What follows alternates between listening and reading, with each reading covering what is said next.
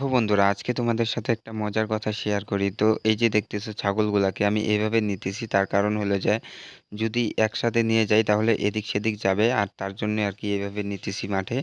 তো এই যে দেখো ফাইনালি আমি তো আমি অনেক দিন পরে ছাগল নিয়ে আসলাম বাগানে। তো বাগানে আইসে দেখতেছি এত পরিমাণে ঘাস হয়েছে, ছাগলগুলা এই ঘাসগুলা দেখে মানে কোনটা খাবে কোনটা না খাবে।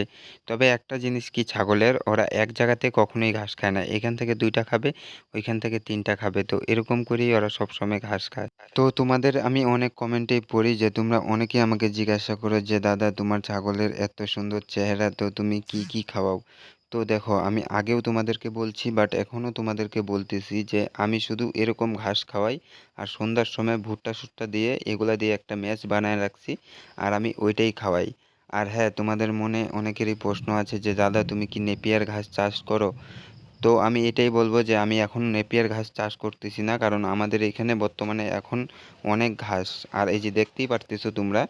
আর এরকম ঘাস যদি থাকে তাহলে হয়তো দেখো বন্ধুরা, এই যে পাঠাটা দেখতেছো, এই পাঠাটা হইলো যে 1.5 মাস এখনো পূর্ণ হয় নাই। তো এই 1.5 মাসের পাঠাই এত বড় দেখা যাইতেছে, তার কারণ হলো যে ম্যানেজমেন্টটা যদি ঠিকঠাক থাকে তাহলে একটা ছাগলেরও ঘাটতি পাওয়া যাবে না। তবে হ্যাঁ, আমার এখানে এখন বর্তমানে 3 জাতের ছাগল আছে। তো তিনোটাই ব্ল্যাক বেঙ্গল ছাগলেই, তো তার মধ্যে কিছুটা ডিফারেন্ট আছে। তো একটা ছাগল আছে, এই যে এই ছাগলটা যে দেখতেছো, এই ছাগলটা এবার প্রথমে বাচ্চা দিছে। তো প্রথমে দুইটা বাচ্চা দিছে ফার্স্ট টাইম, আর দুইটা বাচ্চাই মোটামুটি সুস্থ। এই যে একটা বাচ্চা আসলো আর একটা বাচ্চা আগে আছে। তো এই ছোট এই ছাগলটাই হলো যায় ছোট, দেখতেও ছোট মোটো ছাগল। তো এই ছাগলটাই দুইটা বাচ্চা দিছে, আর আমি যদি অন্য জাতের ছাগল পালতে চাই তো হয়তো এরকম হবে না। আর ব্ল্যাক বেঙ্গল ছাগল হলে যায় একটা এরকম প্রকৃতির ছাগল যে ওদেরকে তুমি যেভাবে রাখবা যেভাবে খাওয়াবা সেভাবেই সে খাবে। আর এই যে দেখতেছো এইগুলোও আমারই ছাগল, তবে হ্যাঁ এই ছাগলগুলো একটু আলাদা টাইপের। ওরা হলো যে বেশি বাগানে চড়তেই ভালোবাসে, ওদেরকে যদি তুমি মানে এই যে, তো এই ছাগলগুলাকে না বাড়িতে পুষতে পারবা না, তার কারণ হলো যে এরা সবসময় বড় হয়েছে খোলামেলা পরিবেশের মধ্যে, আর এই ছাগলগুলা সবসময় বাগানেই থাকে, আর তার জন্যই আমি ঘন্টা বাইন্ধে দিছি। তো ঘন্টা বাঁধার একটাই কারণ, কারণ আমাদের এখানে বর্তমানে এত পরিমাণে কুকুরের অত্যাচার বাড়ছে। তো এই ছাগলগুলা যখন যেখানে যায় তো আমি টের পায়ে ফেলাই যে না গেছে।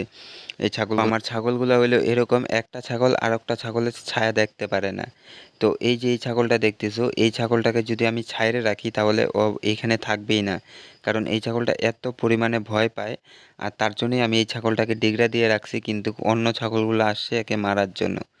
তো এরা এই ছাগলকে দেখতেই পারে না, কিন্তু যা ছাগল আছে সবই ব্ল্যাক বেঙ্গল হইলেও এরা সবসময় বড় হয়েছে মাঠে চড়ে, আর ও বড় হয়েছে বাড়িতে থাকে।